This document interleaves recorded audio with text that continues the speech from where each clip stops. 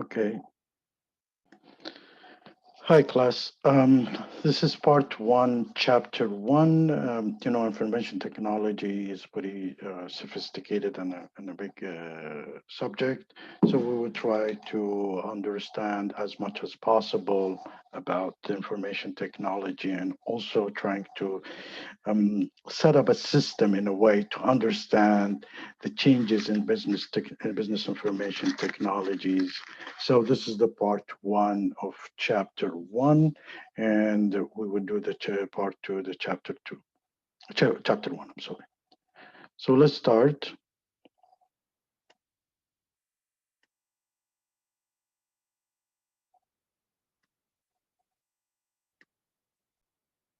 Okay. So in this chapter, first of all, we'll be talking about basically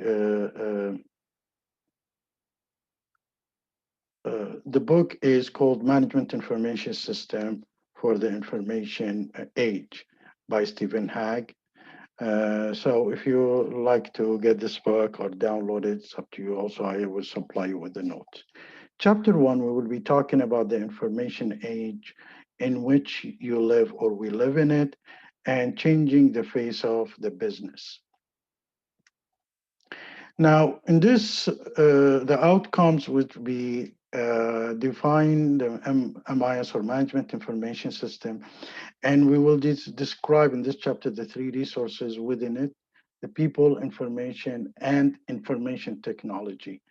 We're also going to describe how to use the break-even analysis to assess the financial impact of IT, but also I will show you what a regular consultant will be used to do such things also away from the book.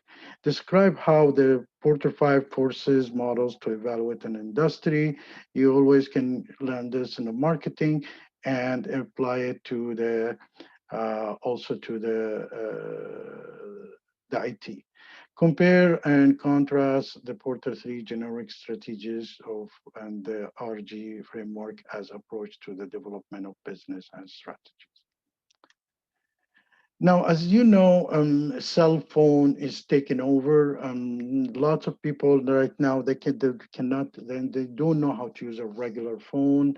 So the usage in the old days in the hotels they had a plan in the year 2000. They use as an average of generating revenue. The rooms, telephones generate around $1,200 these years because of the cell phone is moving in and taking over everything of a regular phone is 178. We see lots of products that it goes away, a new product comes in replacing them, like the typewriter. There is no more typewriter now. You see people or a fax machine, very difficult to find a fax machine. So these are all has been replaced by more better technology equipment.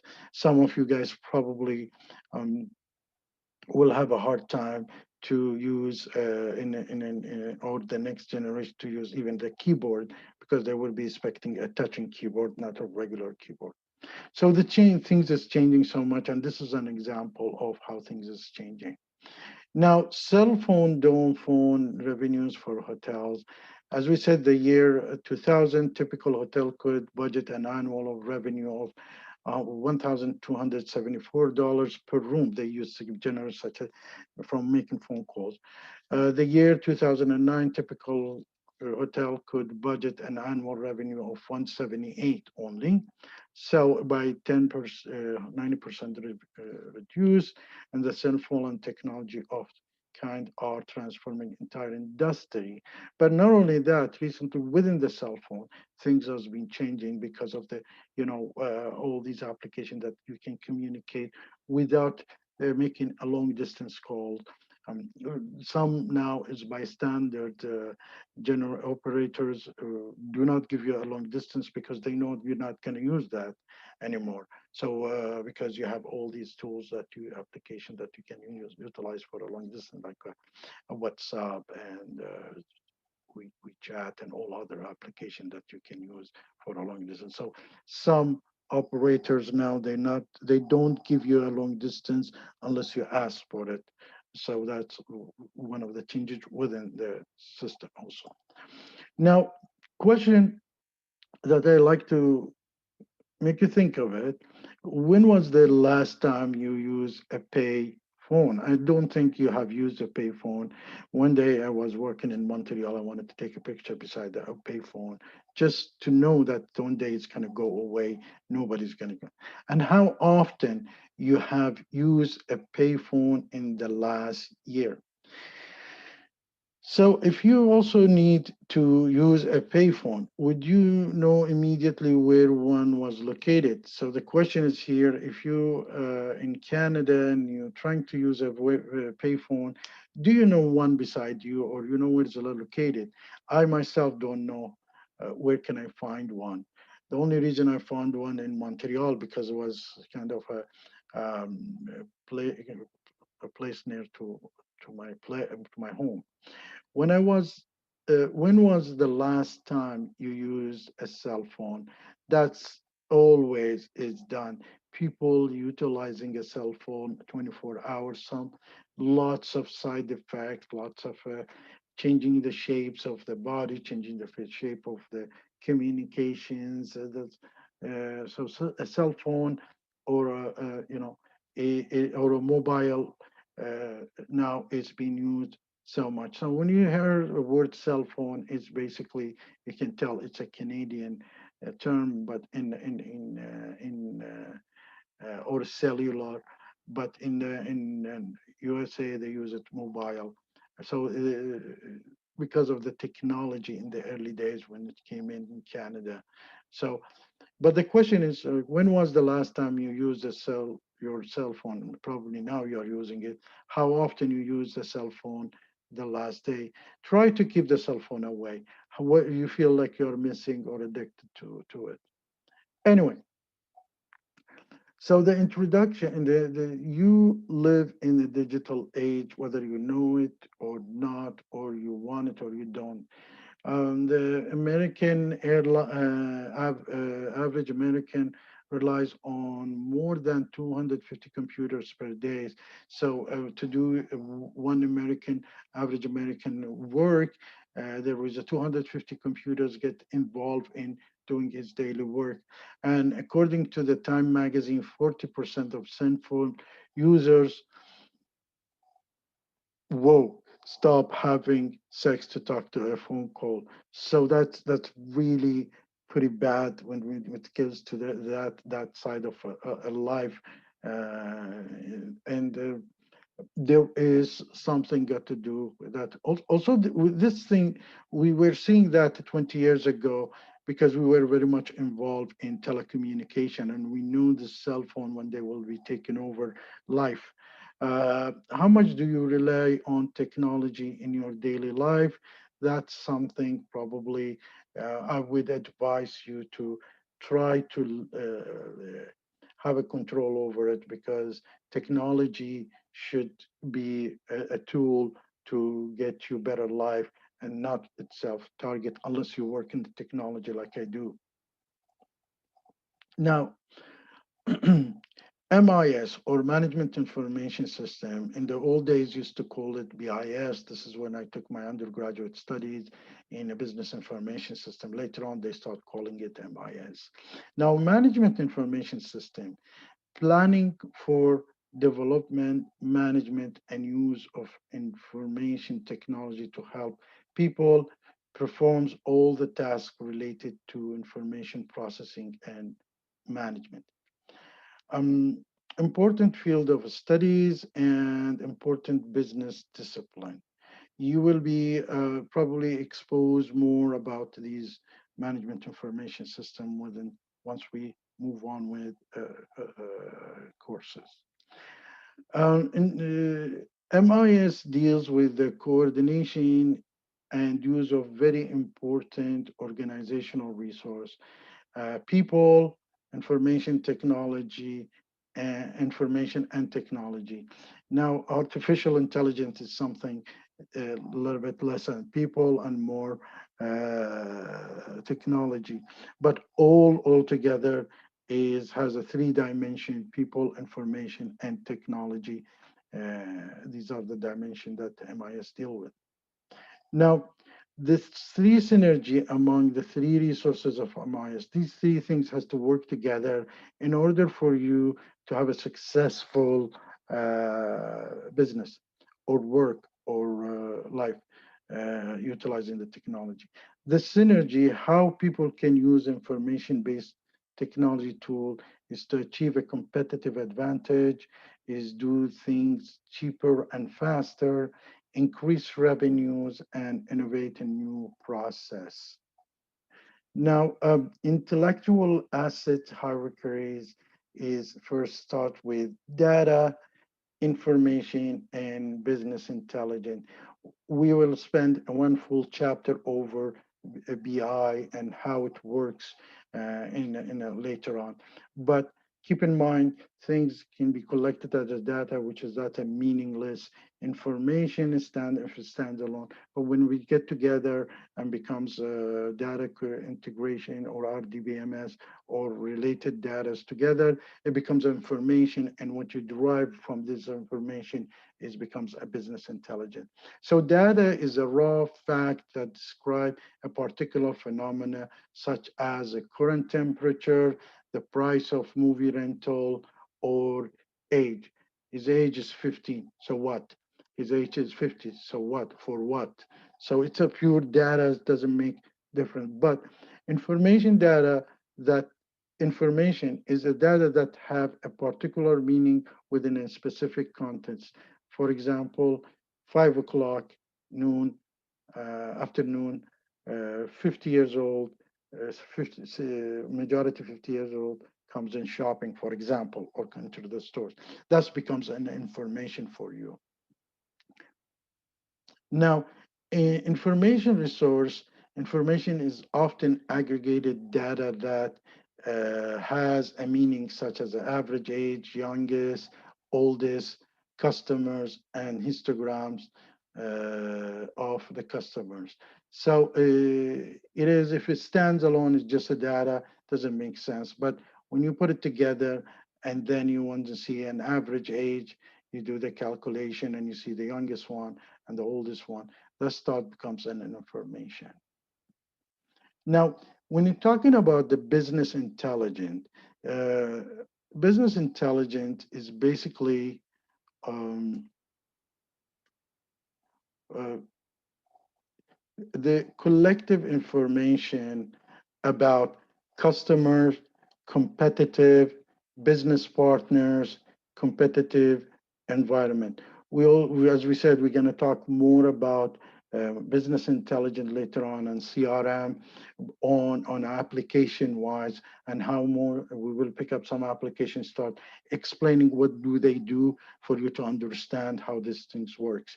Now, the business information or BI is information on steroids because you grab the information that you're seeking there. You're looking whether it's, there is a hypothesis and null hypothesis and try to find out collecting data from a different sources of database and then putting them together in order for you to understand better the situation. Business intelligence can help you make important and strategic decisions. And this is where the BI works really well. So the BI, for example, tells you the total sales for all customers on a plan A that amount 6,000. The total sale for all customers on plan B that much. The average age of customer preferring sales person, it gives you the information and the average. So it's extract multiple data, putting it together and gives you a new information that you would be seeking a combination of these information. Now, information resource quality, timelines. Timelines is very important for the information that you are seeking. Is when you need it, when you need to make that decision. You can be on the road and start looking for these information, or you can be in office or in a night. You have to have a you have to have access to this information the time you need that. describing the right time period at when I'm going to need it and how long I'm going to need that, the information. The location. So as we said, no matter where you are, you might have an access to it. And from audio, could be text, could be animation, whatever the way the information comes to you, it has to be valid, and which is a credibilities. As always, when you are hitting, it gives you the same information when you're entering the same data. So it has to be valid and also gives you the credibility. It has the credibilities. And if you have something lack of any above, uh, this time, location, or form, or validities becomes a garbage in and garbage out because it's not going to help you to make a decision. Now, information resource flow. In this chapter, we're just going to go over it very quickly, but later on, we will be going deeply on each one of them. Information resources, flow of information. There is what you call the upward, which is describing the state of the organization based on transactions. Then you got what you call a downward, which is a strategies, goals, and directive that originated at the higher level. So you get the upward information, data collected, changing to information, might be changing to business intelligence, and downward is the rules and regulations. And then you get the horizontal, which is between different departments, a business, and then you got what you call outward, inward, or that communication that's happening between an organization and the supplier and the organization and the customers.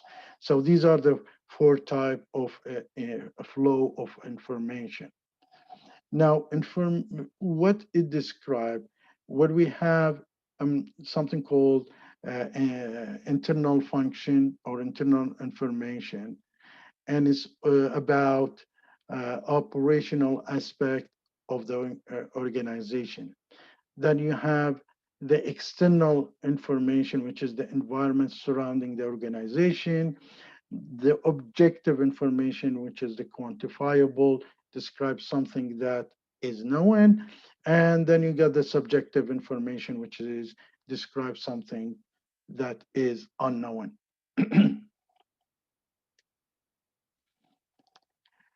The second part is people. People are the most important resources of any organization with a focus on technology literacy, information literacy, and ethical responsibilities. In the technology literacy, they should be aware of how to use these technologies. Information literacy, when they're looking at something, they should understand what's in it. And the ethical responsibility, I think everybody would know, it is something that you need to do things right and do the right things. Now, technology literacy, knowledgeable worker, knowing how and when to apply the technology. So when supposed to use it, just not to use technology for the sake of the technology is when you're supposed to use it as a for so that's one thing. The information literature knowledge worker usually can define the information needed, knows how to and where to obtain information, understand information, and act appropriately based on the information. So these are the process. He can define the information it's needed, what kind of information is looking. He knows how and where to obtain, then understand when you get to obtain the information, understand the information from it, that's all the data that you can see, and act according to that. The ethical part is the principle and the standards that guide our behavior toward other people. Now, in the ethics, is all of us love to be in this situation, but in the course of ethics, probably you will be going through this deeply. You want to be legal and ethical, but sometimes you do ethical, illegal, uh, hacking could be ethical, illegal, or could be unethical and illegal, for example. So there's so much and examples in the IT that you can look at it. But the most important one is all of us wants to be an ethical and legal uh, situation. Management information system, information technology, or IT, computer-based tools that based used to work with the information. So we have two part in the IT. One is the hardware and one softwares. Hardware is the physical devices that make up a computer, like the hardware, the screen, things that you can touch it. And the software, which is that's what I mostly specialize in, is set of instruction that your hardware execute to carry out a specific task for you.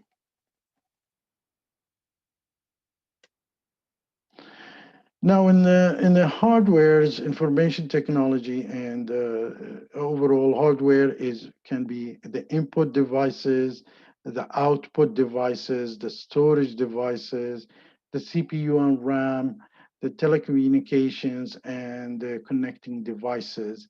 The softwares could be the applications, softwares, system softwares, operating software, and utility software like antiviruses and disk optimization softwares. Now, the input devices is the tools for entering information and commands, like the keyboard is one of the input devices. The output device is a tool to see how the hearing and result, like probably the speakers. That's one of the output. The storage device is tool to store the data and the information there.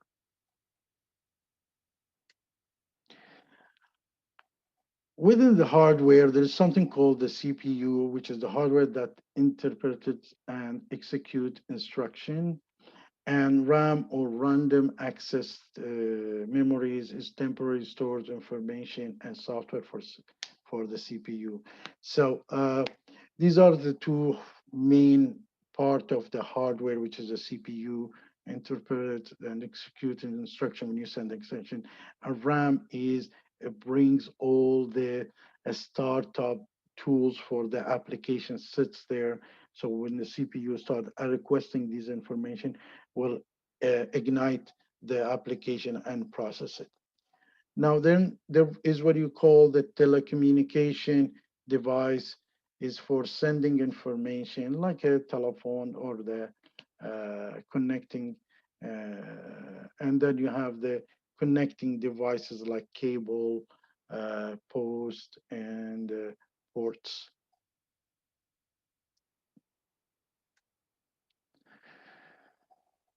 Now, when it comes to the software, there is, as we said, there's two type of softwares. We're going to talk about it in the future, which is the application software enable you to solve a specific problem and perform a specific task, like a Word, like a payroll. You're doing inventories management, etc. Now, there is a front end software, back end softwares. There is what you call desktops or personal softwares. There is a enterprise software. So these are the different type within the application software. And then what you have a system software, which is handle task specific to the technology management, like the operating system, whether you are using Oracle operating system, RDBMS, or you're using DB2, or you're using antivirus. These are all operating system like Office, Microsoft, I'm sorry, is like an operating system. Now, we will go details of financial, how we do the financial impact of information technology, but in general here, regardless of the resources, you must always assess its financial impact. Why do we use the softwares? Because it save us money or make us money. So why we are using WhatsApp? Because we don't want to use a long-term, long distance calls. So it's saving us money and also improve our communications, for example. So regardless of resources, you must always assess its financial impact. Many times you will do so using the break-even analysis, which is you took it in economic, you took it in a managerial accounting, and it can be defined as the impact even analysis when it's going to be a break-even, the cost versus the revenue. Now, the break-even analysis consider and chart the following financials. We, as you know, you took it in the macro and microeconomy, is fixed costs you incur even if you don't sell anything, like you renting an office, but you are not utilizing it. That's a fixed cost.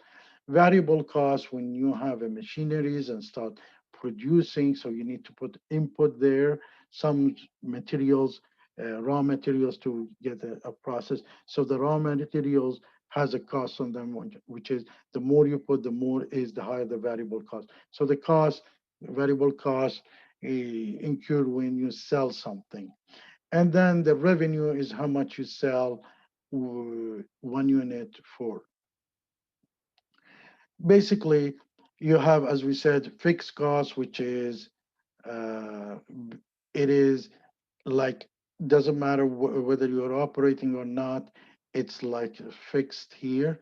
And then you have the variable cost, which is increases by increasing by producing more units because you're putting more units, more raw materials to produce it. And then you have the revenue. So as a startup, this is probably would be the loss where you don't have a zero revenue or 10 revenue or whatever. So here's the loss, and then you keep growing, and also the variable cost will be increasing, but it's not increasing as fast as your revenue. So eventually, at 500 units, you will be getting into a break even, where is revenue start at zero and increase by nine for each movie poster, for example, you sell. So the revenue is uh, uh, the total cost is made of fixed cost plus a variable cost per unit, and revenue is the price that you are selling. So when these are fixed costs and variable costs, you add them together equal with the revenue, then you have a break-even point, which is this one. Now, reducing a fixed cost with IT. As we said, you use the IT is for two reasons, whether you want to make more money, make more sales, better services, or you want to reduce your costs. In this case, the digital storefronts, for example, no physical retail space, and most of us now thinking of going online, trying to sell things, or because you don't have anything, which is that's called something called a drop shipping, as now the term is used, which is one of the way that you don't have anything to produce. You are just the main man, the middleman between the middle person between sellers and buyers. Now, then the other thing is telecommuting, which is probably fewer expenses related to the office space. So you buy the phone, you're utilizing the phone or the internet. So you're not, having an office and a place to see it. And then you have what you call a VoIP or voice over IP, which is you can use the internet for the phone calls instead of using regular long distance calls. Reducing a fixed cost with IT is a crucial, as we said, for using the IT. So here, where we have, probably if you don't have a place to rent, if you don't have a place to store your stuff, and you are only the middle person, then this fixed cost, as previous example, will be equal with zeros. So your cost will be only made of variable cost, and your revenue will be from a startup can be more than zero or negative.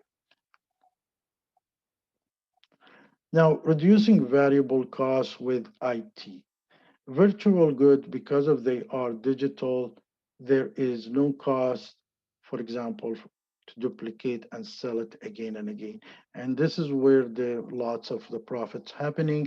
When somebody develop an application, it can resell it again and again, and there is no cost in it.